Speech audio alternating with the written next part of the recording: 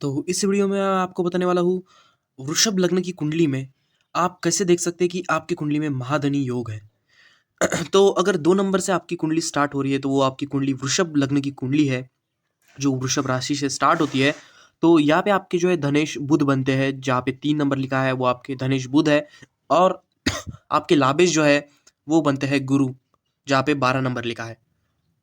वैसे ही आपके पंचमेश जो है वो वापस से बुध बनते हैं, और आपके नवमेश जो है वो शनि बनते हैं। तो जैसे कि आप देख सकते हो कि यहाँ पे अलग अलग नंबर्स लिखे हैं, वहाँ पे अलग अलग जो है राशियाँ बनी है। तो अगर यहाँ पे आप देख सकते, अगर ये लाभ का स्थान है और ये जो है ये धन का स्थान है, तो जैसे कि आप देख सकते हैं कि अब जो है अगर आपकी कुंडली में कहीं पे भी धनेश और लाभेश की युति बन जाए, जैसे आप देख सकते हैं कि आपका लाभेश जो है वो गुरु है, और आपका धनेश जो है वो बुध है, और बुध और गुरु की युति हम यहाँ पे दिखा रहे हैं।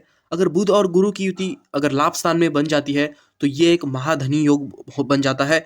ऐसा जातक बहुत ज्यादा धन कमाता है, क्योंकि आपका जो लिक्विड मनी है वही आपकी आय बन चुका है, वही आपका लाभ बन चुका है, वही आपके डेली वेजेस का जो है भाव बन चुका है। वो दोनों का जो है कंजंक्शन हो गया है, तो इसके लिए जो है हम इसे महाधनी योग बोलेंगे। वैसे ही अगर आपके द्वितीय स्थान में, जहाँ पे आप देख सकते हैं कि मैं अभी दिखाता हूँ कि आपके द्वितीय स्थान में अगर गुरु और बुध की युति बनती है, वैसे कहीं पे भी अगर आपकी कुंडली में गुरु और बुध की युति, जहाँ जहाँ पे वृषभ लग्न की कुंडली की बात आती है, वहाँ पे कहीं पे भी अगर बुध और गुरु की युति अगर बन जाती है, तो मानना पड़ेगा कि ऐसा जातक जो है महाधनी जरूर होता है। वो चाहे षष्ठ में बन जाए, अष्टम में बन जाए या द्वादश में बन जाए, कहीं पे भी बन जाए तो ये एक महाधनी योग ही होता है। अगर षष्ठ में बन जाए तो ऐसा होगा कि वो उसका जो है खुद का पैसा नहीं होगा, उसे पैतृक संपत्ति मिल सकती है, या फिर उसके वाइफ से मिल सकती है, वो लाइफ पार्टनर से मिल सकती है। अगर अष्टम में बैठी हो तो वो 100% वो एक पैतृक संपत्ति के रूप से उसे जो भारी मात्रा में संपत्ति मिलेगी, जिससे वो महाधनी होगा। और अगर 12वें भाव में अगर ये योग बनता है तो ऐसा ऐसे जो है इसकी जो पैसों की जो है वो खर्चा बहुत होता है। वो महाधनी तो होता है पर आखिर में ज़्यादा कुछ ऐसा बचता नहीं है, क्योंकि खर्चा उतना ही ज़्यादा उनका बना रहता है। तो अगर ये तीनों भाव में भी बन जाए तो ऐसे कुछ बुरे भाव, जिसे हम बुरे भाव मानते हैं 6 8 12 को, तो उसमें भी खराबी नहीं है। अब आगे बढ़ते हैं।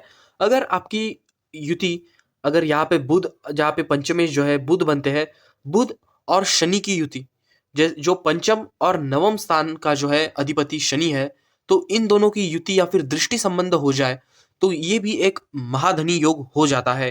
क्योंकि पंचम स्थान जो है वो अपना ज्ञान है, और नवम स्थान जो है वो आपका भाग्य है। जब भाग्य और ज्ञान एक दूसरे से मिल जाए तो ये एक महाधनी योग का जो है निर्माण करता है।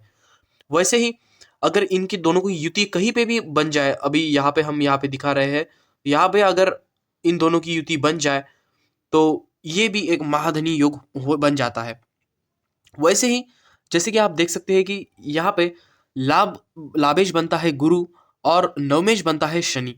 अगर लाभेश और नवमेश की युति हो जाए या फिर उनका दृष्टि संबंध हो जाए, जैसे शनि यही यहीं पे बैठे हुए हैं और ये अपनी तीसरी दृष्टि से जो है गुरु को देखेंगे, तो यहाँ पे आप देख सकते हैं कि दृष्टि संबंध हो चुका है, और ये भी एक महाधनी योग है। क्योंकि ये जो लाभ लाभ स्थान और भाग्य भाव का जो है वो एक मिलाप हो चुका है दृष्टि संबंध के अनुसार। अगर गुरु यहाँ पे बैठते हैं तो ये अ, ज़्यादा मतलब ज़्यादा इफेक्टिव होगा ये जो महाधनी योग होगा, क्योंकि यहाँ पे गुरु सातवीं दृष्टि से देखेंगे और शनि यहाँ पे अपने सातवीं दृष्टि से, ये दोनों एक दूसरे को देखेंगे। यहाँ पे गुरु शनि को नहीं देख रहा है पर शनि गुरु को देख रहा है। ये थोड़ा कम मात्रा में फलित होगा और ये ज्यादा मात्रा में फलित होगा अगर ऐसी कंडीशन है, ये कंडीशन है। और शायद आपके गुरु यहाँ पे भी बैठ सकता है, जहाँ से गुरु शनि को देखेगा, तो ये भी एक हो सकता है। तो ऐसा भी कुछ हो सकता है। और एक और भी बात है, अगर शनि, यहाँ पे शनि है और यहाँ पे बुध है, तो बुध और शनि को एक दूसरे को देख ले या फिर उसका उनका दृष्टि संबंध हो जाए, तो जैसे कि हम दिखा रहे हैं कि बुध और शनि का दृष्टि संबंध, सपोज यहाँ पे युति हम दिखा रहे हैं, नॉट दृष्टि संबंध। तो यहाँ पे अगर युति हो जाए तो ये भी एक महाधनी योग का निर्माण करता है, क्योंकि आपका धनेश आप और आपका लाभेश जो आपका धन का जगह है और आपकी भाग्येश जो है वो एक दूसरे के साथ युति में बैठ गए हैं, तो ये भी एक महाधनी योग का निर्माण करते हैं। इन शॉर्ट मैं अगर आपको बताना चाहूँ तो ज- आपके कुंडली में अगर कहीं से भी दूसरा भाव, 11वां भाव, पंचम भाव और नवम भाव, इन चारों भाव की जो ग्रह है, जो अधिपति है, जैसे कि यहाँ पे बुध बुध और गुरु और शनि बनते हैं, तो इन चारों भावों के अधिपतियों की अगर कहीं से भी दृष्टि संबंध हो जाए या फिर युति हो जाए, तो ये एक महाधनी योग का निर्माण करता है।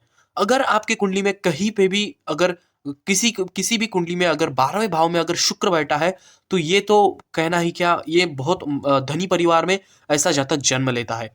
तो दोस्तों आज के वीडियो में बस इतना ही। तो तब तक के लिए चैनल को कर दीजिए सब्सक्राइब, वीडियो को कर दीजिए लाइक। इस तरह की यूजफुल इंटरेस्टिंग वीडियोस हम लाते रहेंगे।